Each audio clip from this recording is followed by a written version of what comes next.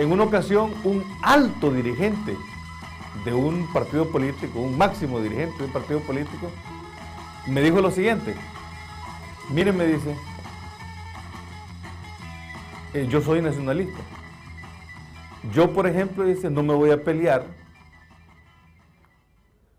con un dirigente del Partido Liberal, porque con ese dirigente estoy profundamente unido en acciones comunes en la banca, en el comercio, en la industria textil, en la industria de la energía. Entonces, por lo tanto, los partidos políticos nos interesan a nosotros como vehículos para garantizar nuestros intereses. Ni el presidente Arias, ni Miguel Insulza, ni ningún organismo internacional lograron disuadir al nombrado presidente de facto, Roberto Micheletti, de restituir a Mel Zelaya en el poder, a pesar de instalarse un proceso de diálogo entre las partes debido a la presión internacional. Se monta un diálogo que inicia en Costa Rica, pero fracasa. El 30 de junio, Estados Unidos decide tomar las riendas de la negociación. Entonces viene Chano y entonces pone las cartas sobre la mesa. No me puedo regresar a Estados Unidos sin una firma. O sea, una vez más, el interés no es Honduras, sino que lo que viene Chano es a quitarse un problema que la política interna de Estados Unidos está teniendo, porque ya el caso hondureño se está convirtiendo en un problema interno, porque los republicanos están demandando una salida política, a cambio de respaldo a la política internacional del presidente Barack Obama.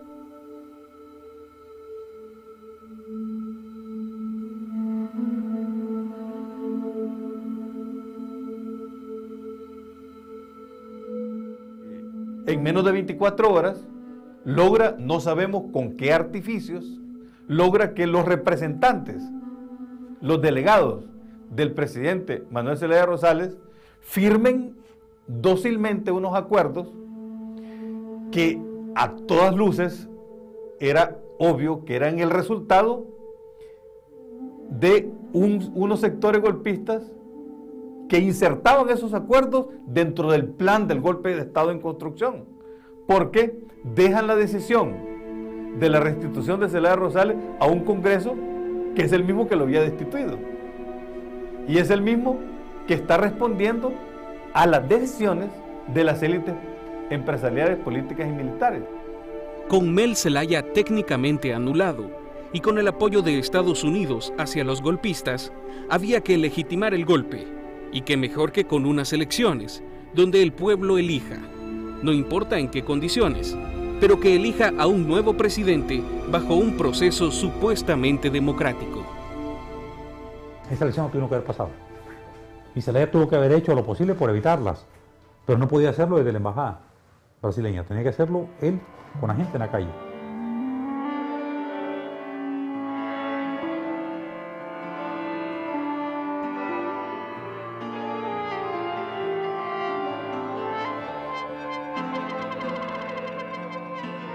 Pero desde la óptica de muchos países que la gente ha votado por ese presidente ya lo legitima.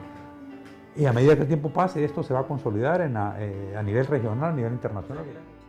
Tanto la OEA, la Unión Europea, la ONU y el Centro Carter rechazaron participar de este proceso electoral por considerar que no existían condiciones mínimas para el desarrollo transparente de unas elecciones.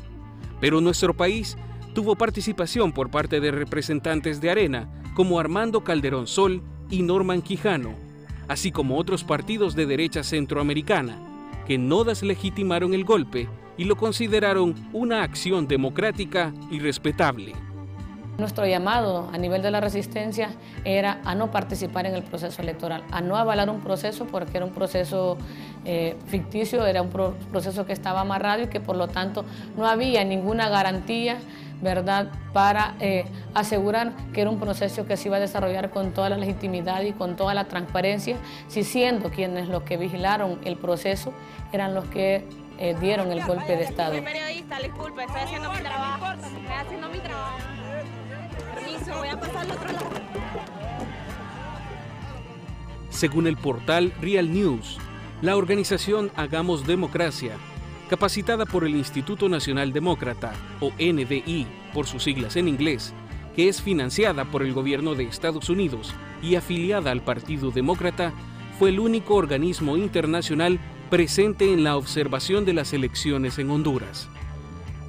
Bueno, la forma como vemos el proceso electoral hondureño es, como han dicho distintos actores nacionales e internacionales, es entenderlo como una parte de la solución, pero no la solución a la crisis.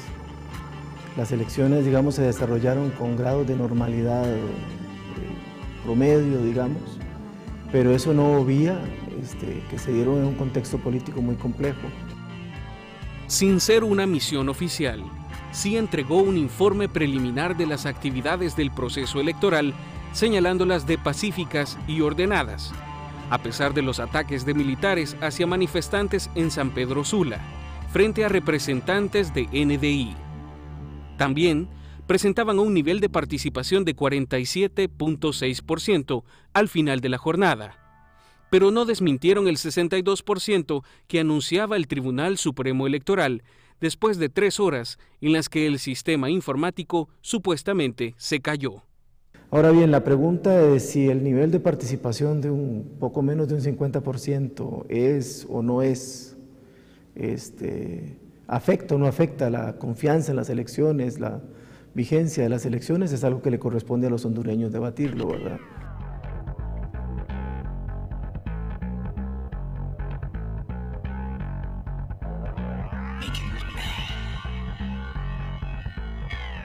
La primera etapa tiene 3 pasos.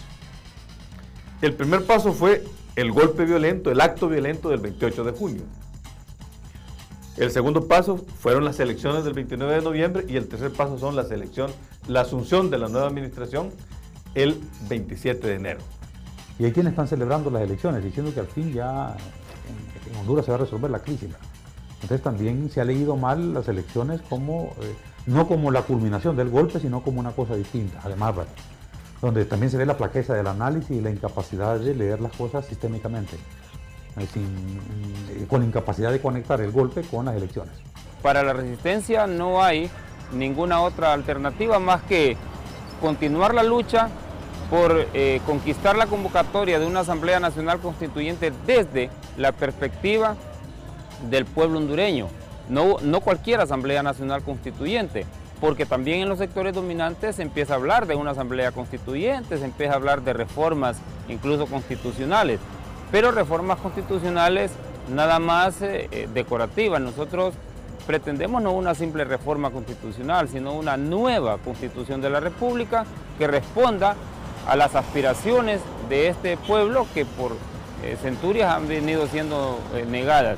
En El Salvador nos quedamos en una ambigüedad en la cual pareciera que, como vos decís, eso pasaba en un lugar muy remoto de la tierra, ¿verdad?